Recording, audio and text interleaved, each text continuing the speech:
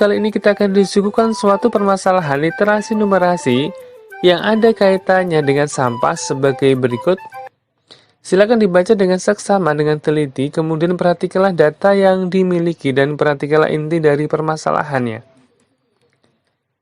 Darurat sampah di Ibu Pertiwi.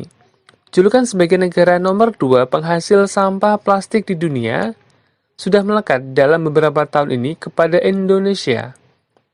Julukan yang mulanya diberikan peneliti dari Universitas Georgia, Amerika Serikat, Jenna Chembeck, kini mulai diikuti oleh negara lain dan juga di dalam negeri. Banyak kalangan yang menyebutkan bahwa produksi sampah di Indonesia hanya bisa dikalahkan oleh Tiongkok saja. Berikut adalah grafik batang yang menjelaskan tentang 5 negara penyumbang terbesar sampah plastik ke lautan. Ini merupakan diagram batang 5 negara penyumbang terbesar sampah plastik ke lautan. Di antaranya yang pertama adalah Cina, kemudian diikuti oleh Indonesia, Filipina, Vietnam, dan Sri Lanka. Untuk soal yang pertama terkait dengan sampah, berdasarkan grafik di samping, tentukanlah kebenaran pernyataan di bawah ini. Ada 1, 2, 3, 4 pernyataan. Yang pertama, Indonesia merupakan negara kedua terbesar penyumbang sampah plastik ke lautan. Silakan dicek pada diagram batang, Cina, kemudian yang kedua adalah Indonesia. Pernyataan pertama bernilai benar. Kedua, Sri Lanka menyumbangkan 14,6 ton sampah plastik ke lautan. Kita akan cek kembali, Sri Lanka 14,6, artinya pernyataan yang kedua bernilai benar. Ketiga, Cina yang menempati posisi pertama menyumbangkan lebih dari 10 kali lipat sampah plastik ke lautan dibandingkan banyak sampah plastik yang disumbangkan oleh negara yang menempati posisi keempat. Kita akan cek kembali, Cina ini menyumbangkan lebih dari 10 kali lipat jika dibandingkan dengan yang nomor 4, 1, 2, 3, 4. Vietnam 5,59 ton jika dikalikan 10 adalah 559 ton. Artinya, pernyataan yang ketiga ini bernilai salah. Kemudian yang terakhir, banyak sampah plastik yang disumbangkan oleh Filipina hanya sepertiga banyak sampah plastik yang disumbangkan Indonesia. Kita akan cek kembali, sepertiga dari sampah Indonesia apakah dia Filipina? Sepertiga kalikan Indonesia, hasilnya adalah 62,4. Sedangkan Filipina 83,4. Artinya, pernyataan yang keempat ini bernilai salah. Berikutnya, soal yang kedua masih terkait dengan sampah. Dari data diagram batang ini, kita akan rubah ke dalam data seperti ini. Ini merupakan data 5 negara penyumbang sampah plastik ke lautan terbesar. Cina, Indonesia, Filipina, Vietnam, Sri Lanka. Data sebelah kanan dalam jutaan ton. Berdasarkan data di samping, tentukanlah kebenaran pernyataan di bawah ini. Yang pertama, Indonesia menyumbangkan 71% dari jumlah sampah plastik yang disumbangkan oleh negara penyumbang terbesar di dunia, yaitu Cina.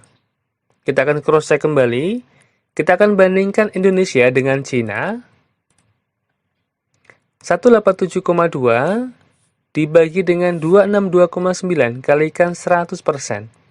Ternyata hasilnya adalah 71,2%.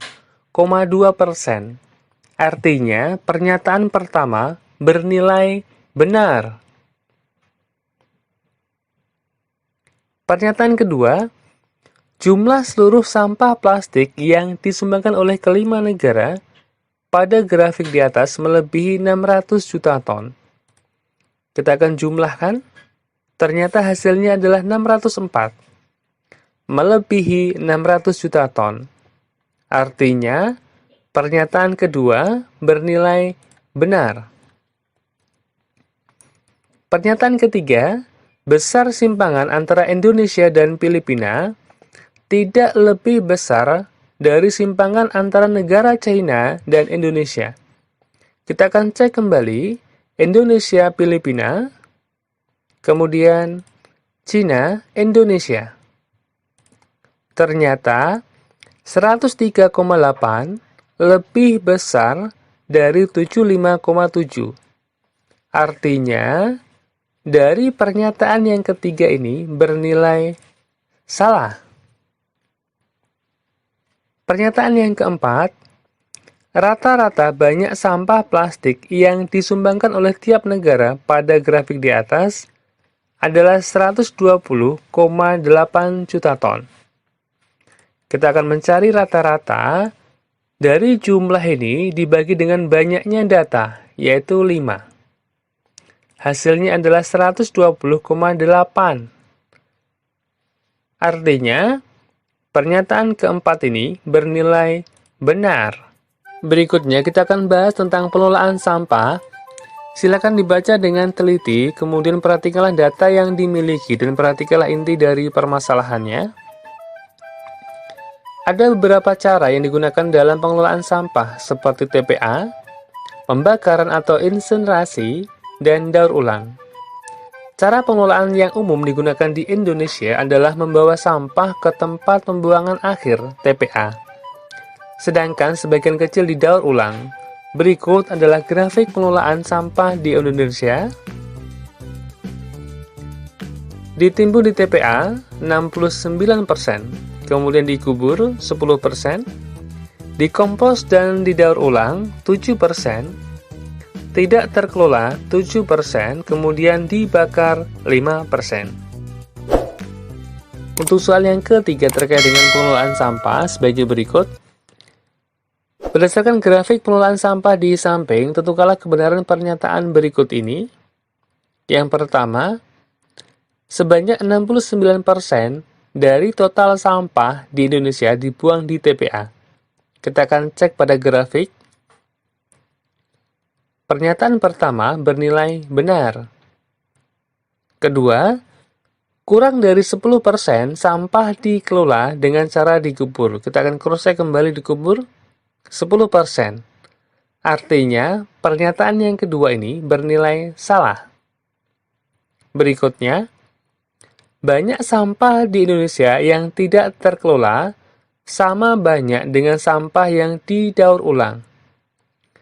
Tidak terkelola 7%, kemudian didaur ulang 7%. Artinya, pernyataan yang ketiga ini bernilai benar. Berikutnya, banyak sampah yang ditimbun di TPA lebih dari 3 kali lipat banyak sampah dikelola dengan cara lainnya. Artinya, 69% ini lebih dari 3 kali lipat yang dikelola dengan cara yang lainnya, ataukah dikubur, dikompos, tidak terkelola, atau dibakar. Sehingga pernyataan yang keempat ini bernilai benar. Soal yang keempat terkait dengan pengelolaan sampah.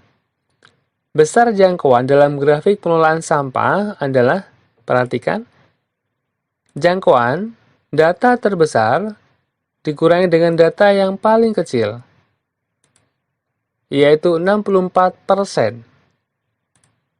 yaitu yang D.